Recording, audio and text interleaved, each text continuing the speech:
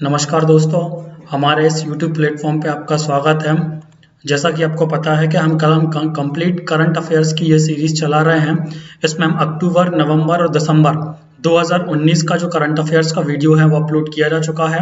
आपको वो वीडियो जो है वो यूट्यूब चैनल से और या फिर उसकी जो PDF है वो हमारे टेलीग्राम चैनल से आप डाउनलोड कर सकते हैं।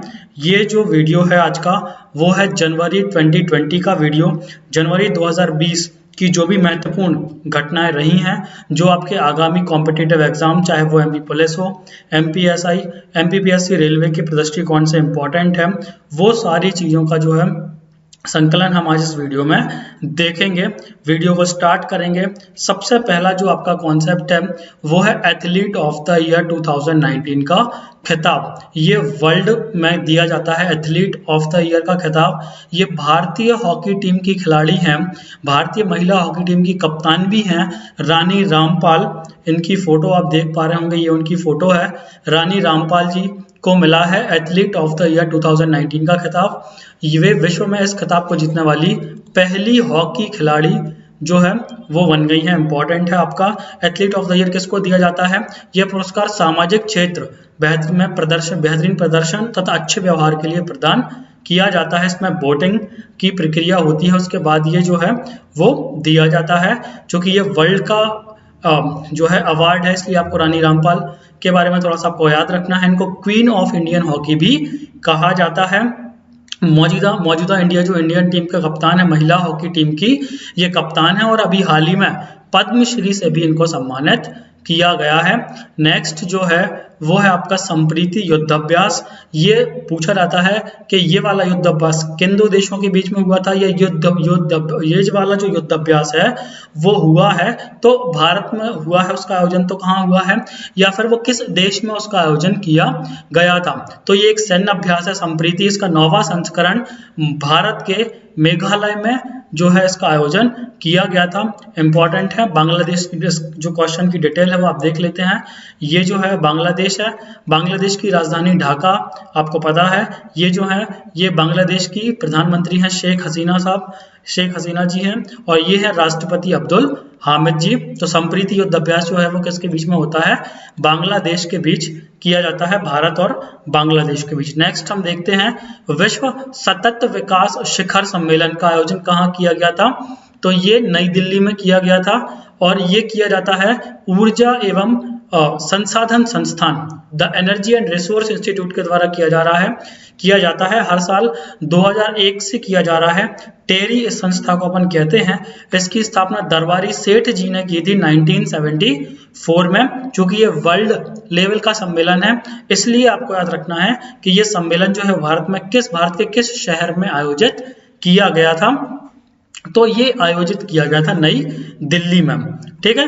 नेक्स्ट जो है वो हम देखते हैं DNA नामक चक्रवात। बहुत इंपॉर्टेंट होते हैं जो चक्रवात आते हैं, है ना। ये सुनामी वगैरह, चक्रवात वगैरह के जो अलग अलग देशों के द्वारा नाम दिए जाते हैं। तो आपको सबसे पहले तो याद रखना है कि DNA नामक जो चक्रवात है उससे कौन सा देश प्रभावित हुआ है या कौन सा जो क्षेत्र है वो प्रभावित हुआ है। हिंद महासागर में अरब सागर हुआ है, बंगाल की खाड़ी वाला क्षेत्र हुआ है ना। तो आपको याद रखना है मेडागास्कर में ये चक्रवात आया था, नाम था उसका DNA चक्रवात। ठीक है। और ये जो आप देख पा रहे होंगे भारतीय सेना ने ऑपरेशन वेनिला लॉन्च किया था मेडागास्कर के लोगों की सहायता के लिए। तो आपको ये भी याद रखना है कि भारतीय नौसेना के द्वारा कौन सा ऑपरेशन लॉन्च किया गया था। थोड़ा सा मेडागास्कर के बारे में देख लेते हैं। तो ये आप वर्ल्ड का मैप देख रहे हैं। ये ये अफ्रीका महाद्वीप है। अफ्रीका महाद्वीप के पूर्वी क्षेत्र में, दक्षिण पूर्वी क्षेत्र में ये मेडागास्कर नाम का द्वीप समूह है। ये आपका इंडिया देख पा रहे होंगे आप, है ना। मेडागास्कर जो है ये पूछा जाता है आपका कि किस महासागर में स्थित है? तो आप देख पा रहे हैं इंडियन ओशियन यानी हिंद महासागर में स्थित है, एक द्वीप समूह है।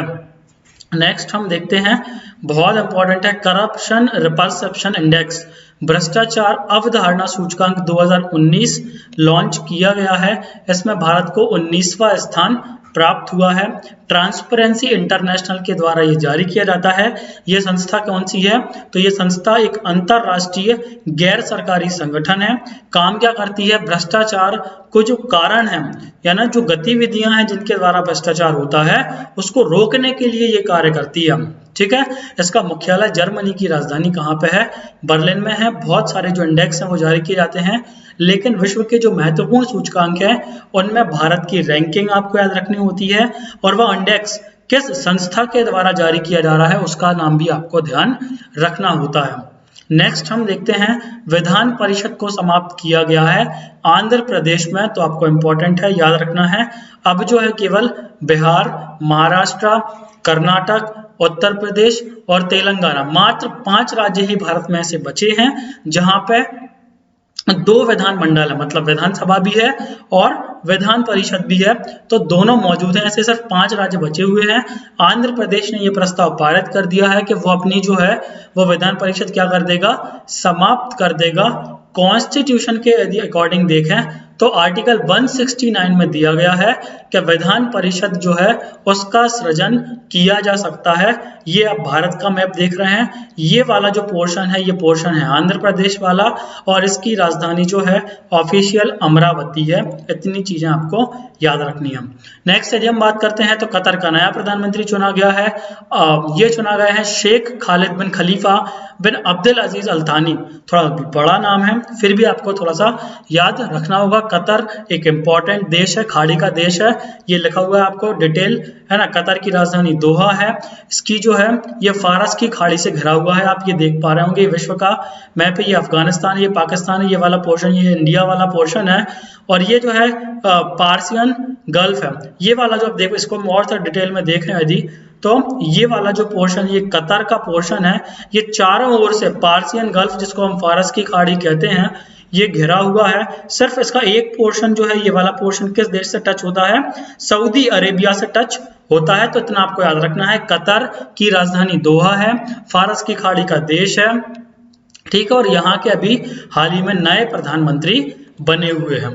ठीक है, नेक्स्ट राष्ट्रीय पुरस्कारों के बारे में यदि हम बात करते हैं तो एक महत्वपूर्ण पुरस्कार है जो कि भारत का दूसरा सर्वोच्च सम्मान माना जाता है, पद्म विभूषण सम्मान।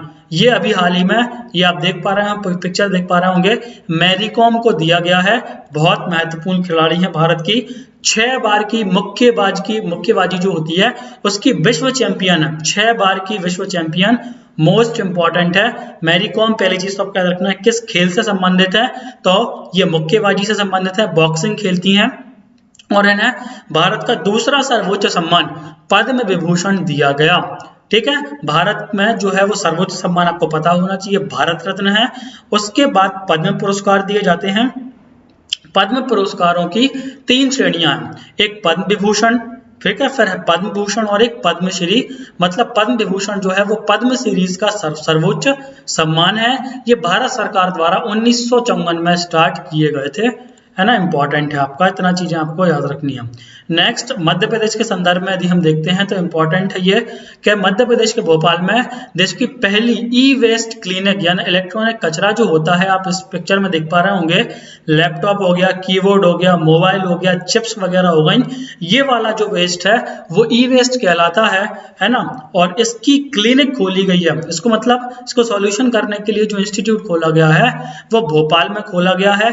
ये किसकी सहायता से खोला जा रहा है? CPCB, केंद्रीय प्रदूषण नियंत्रण बोर्ड के द्वारा खोला गया है। ठीक है, CPCB की स्थापना 1974 में की गई थी। हेडक्वार्टर नई दिल्ली में है। इतनी डिटेल आप याद रख सकते हो। नेक्स्ट यदि हम बात करते हैं सुभाष चंद्र बोस आपदा प्रबंधन पुरस्कार 2020, याद होना चाहिए आपको कि आपदा प्रबंधन पुरस्कार भारत की किस शख्सियत के नाम पे दिया जाता है, ये भी पूछ सकता है। तो सुभाष चंद्र बोस के नाम पे दिया जाता है। ये 2 कैटेगरी में दिया गया है, एक तो संस्थान की कैटेगरी में, तो संस्थान की कैटेगरी में जो दिया गया है वो उत्तराखंड की एक संस्था है, आपदा निम्नीकरण व प्रबंधन केंद्र, उसको दिया गया है। और यदि हम व्यक्तिगत देखें तो एक IPS ऑफिसर है, जहां तक मुझे याद आ रहा है ये गुजरात काडर के हैं, मुन्नन सिंह, इंपॉर्टेंट है, 2020 का आपदा प्रबंधन पुरस्कार इनको दिया गया है। नेक्स्ट यदि हम देखते हैं तो खेलो इंडिया यूथ गेम्स, इंपॉर्टेंट है। भारत के ये गेम्स हैं, इनका तीसरा संस्करण जो है वो गुवाहाटी में आयोजन किया गया था और महाराष्ट्र ने इसमें सर्वाधिक पदक जीते हैं 256। तो ये पूछा जा सकता है कि जो खेलो इंडिया गेम्स है उनका संस्करण अभी जो 2020 वाला है जो जनवरी में हुआ था वो कहाँ हुआ था, तो गुवाहाटी में। और किस जो टॉप पे रही है वो कौन सा राज्य रहा है, तो वो है आपका महाराष्ट्र। नेक्स्ट यदि हम देखते हैं तो एक और इंडेक्स आता है वैश्विक प्रतिभा प्रतिस्पर्धा सूचकांक 2020। इसके बारे में यदि हम देखें तो भारत ने एक लंबी छलांग लगाई है और 8 स्थानों की छलांग के साथ 72वें स्थान पर ये पहुंच गया है। ये क्या सूचकांक क्या दर्शाता है, तो इस सूचकांक के द्वारा यह मापा जाता है कि देश तथा शहर जो हैं वो किस प्रकार प्रतिभा का विकास करते हैं। ठीक है, ये आपको याद रखना है। स्विट्जरलैंड जो है ये टॉप पे रहा है। ठीक है, नेक्स्ट यदि हम बात करते हैं तो बायोटेक्नोलॉजी कंपनी बाइकॉन की संस्थापक हैं आपकी कौन, चेयरपर्सन है किरण मजूमदार शॉ।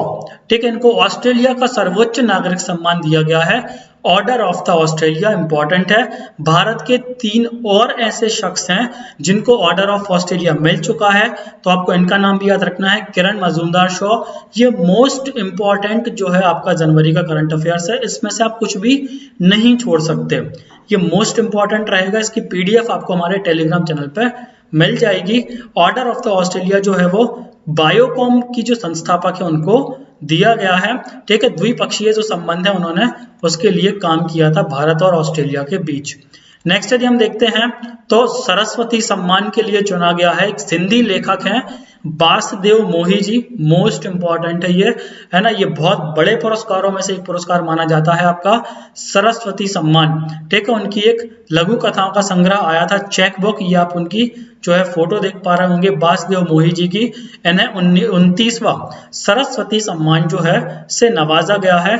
ठीक है, आपको पता होना चाहिए कि सरस्वती सम्मान जो है इसकी शुरुआत 1991 में बिड़ला फाउंडेशन के द्वारा की गई थी। विजेता को 15 लाख रुपए दिए जाते हैं और प्रतिवर्ष है वो संविधान की 8वीं अनुसूची में दर्ज जो भाषाएं हैं, 8वीं अनुसूची है उसमें 22 राजभाषाओं का उल्लेख है।